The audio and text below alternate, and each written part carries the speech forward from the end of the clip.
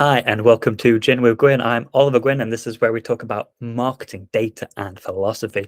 This week, LTV, the good, the bad, the ugly. Let's get into it. LTV stands for lifetime value, and I would say it's probably one of the most important metrics that you can be tracking today if you're not already. Why? Because it's a metric that can shed light on a number of different areas in your business. Everybody wants to build sustainable business practices. They want to do things that are repeatable, scalable, and will give you a longer term relationship with your customers rather than having quick, easy wins that might make you money for a week, but might cost you money in the long term. I'm sure we're all familiar with the stat that subscriptions are a lot more profitable than purchases. So what does LTV gives you? It gives you a lot. It gives you so much. So the first thing that LTV does if you are tracking it is it shows you your customer value over time. Pretty simple. What you want to see is that over time, that LTV number goes up. The value of your customers is going up, which it 100% should do anyway, because obviously inflation happens over time. And so naturally it should go up, but you want to see above inflation, obviously. And also you want to see that what you're doing is bringing in the right kind of customers that are going to spend more with your business. And so your lifetime value goes up. The second thing it does is it gives you a good overview on segmentation opportunities. So finding those commonalities between people in your high LTV buckets, and also finding those niche opportunities that maybe you weren't aware of and thinking, okay, maybe we should try a campaign with these people because I can see that they have a potential to be really long-term and loyal customers. The third thing it does is it puts an emphasis, or it shines a light on the importance of retention. And retention is always second fiddle, isn't it?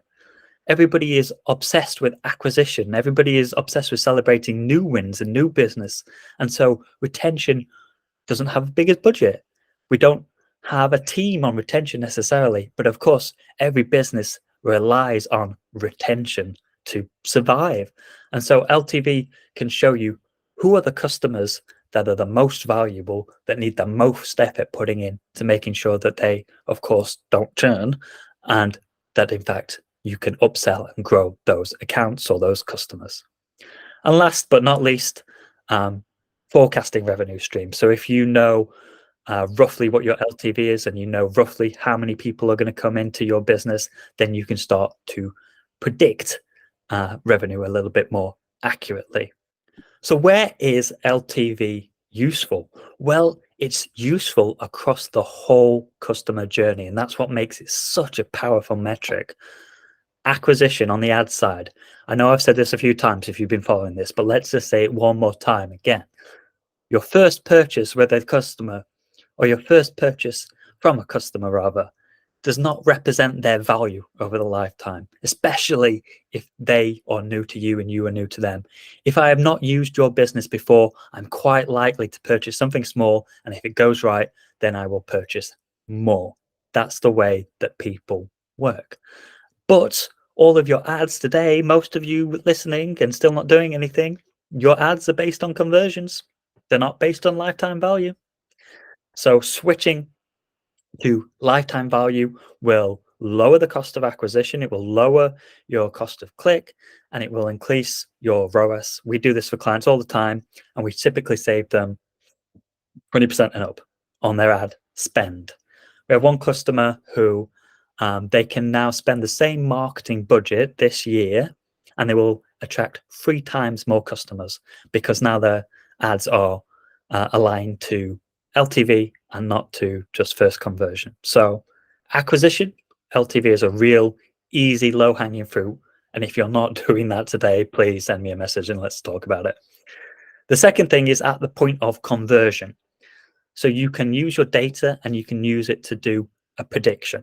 And that prediction obviously is going to get more accurate over time, but you can get some really good early signals on who is valuable from day one. And then you can separate those people off into a different stream. You can make sure that more resources are spent on those people from day one and not months after the fact, when maybe it's too late for you to act. The third we've already talked about a little bit, retention. So if you're also modeling churn risk, when people are likely to leave, if you've got a heads up about that activity, some sort of predictive churn score, mix it with LTV. You've got a real winning combination there because, as I said before, don't lose those customers with a high potential. Spend the time and effort to keep them around. Last but not least, you can avoid cannibalization. So I talked a little bit about sustainable business practices. This is something I see a lot where it's a debate. People do the right thing and they do the wrong thing in a way. So people will make small changes to get a quick win today. They will up their money by £100 today. They will get 100 new customers in because they give people a deal and they think that £100 is great.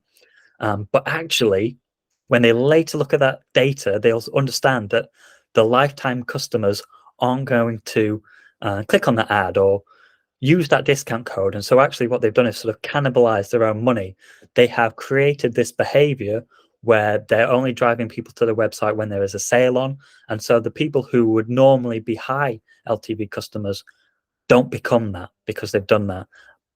Unless you have an LTV score, you've got those buckets in place and you can decide who gets those offers. And it should normally be the people who are at a point of conversion and not necessarily the people who will buy from you anyway and are already loyal to you. They should be rewarded in perhaps a different way to the last minute sales and the quick get this today offers. So avoid cannibalization using LTV. So why does it have a downside? It sounds like it's the best metric ever. Well, first of all, it can be a very complicated calculation to do. It depends what you're selling. It depends how many different data sources you've got. But you might be overlapping data from customers, CRMs, ERPs, financial data, maybe marketing data as well to get that LTV score. That means all of those sources need to be ingested into a centralized location and modeled and then served back out as a data model essentially, and then often appended back to CRMs and all that kind of thing. So it can be complicated. All of those things have a time and cost associated with them, depending on your business and depending, as I said, on how many data sources you've got. The second reason it can be bad is obviously if you're not careful, you can have a lot of bias. So I had this great piece of insight from my previous blog that I'm going to repeat, and maybe we should put this on a t-shirt, but rich people spend more money. I know. Who knew rich people spend more money? But it's so true. So often the high LTV cohort for a brand is like a small sliver of people, like only like 5%. And what they have in common is that they're rich and they can afford to spend more. But if you change your business to chase those people, it might not necessarily work. So you always have to be careful that your LTV is broadly reflecting your customer base, but not just your customer base, also the wider world, and that you're not putting your target towards people who you can no longer find. Let's say, for example, you had, I don't know, an art store in Hackney. Hackney is a very arty area. You've got a lot of indie people there. Maybe your LTV per person is like £400 a year. I don't know, quite high. And so you think, great, we can afford to start a new business. But you go around the corner and you go to Stratford, and actually it's less of a bohemian area. There's more people there for work for whatever reason. And so your LTV is much, much lower in Stratford than it is in Hackney, despite them being around the corner from each other. And all the things that you've budgeted for won't quite work. And so you have to be kind of careful that LTV doesn't bias who you're targeting to, and that it's also representative of the wider world. Last but not least, why is it bad? Predictive powers. Obviously, LTV score is based on historical data only. And the more historical data you've got, obviously, the more accurate it is. But it is historical data. It's not looking at the future. When I talk about LTV predictions, let's just explain how that actually works. So an LTV prediction is showing actually the percentage that you are similar to customers that have a high LTV. So it's sort of saying if your customer bases are all, looking at myself, white, 30-year-old men, living in London, and you are also one of those things, then you're highly similar to me. Let's say that you purchased this to begin with, and I also did that, then your score would go up. That's the way it is. It's not sort of predicting the future necessarily. It's just showing how similar you are to people who've already done those actions. And of course, when the wider world happens and catastrophes happen or lifetime events happen or there's a downturn in the market, your LTV will be affected, but you might not sort of realize that until afterwards, until that data is refreshed. If you were a B2B business making airplanes, your LTV per customer would probably be quite big, and then the pandemic happens and nobody's flying, and suddenly, your LTV for hiring and getting a new customer in would be very big, but actually at the time, you're not going to get many very orders through the door. So it has a very limited predictive power, although it can be still quite useful. And last is just if you're in a business that is more catered towards one-offs, special occasions, infrequent purchases, obviously LTV can be less effective there. If you're in like electronics, washing machines, that kind of thing, it's a much harder, much murkier to understand the lifetime value of customers there.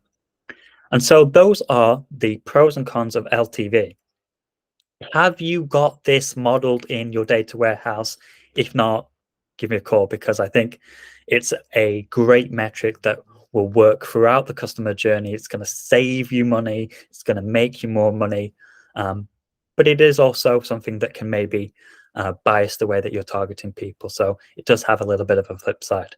Hope this was useful, and tune in next week for more Gin with Gwyn. Oh, and if there's anything that you'd like me to talk about, put it in the comments. I don't get enough comments on these videos, guys, so it'd be great to know what you'd like me to ramble on about. Thanks for watching and have a good day.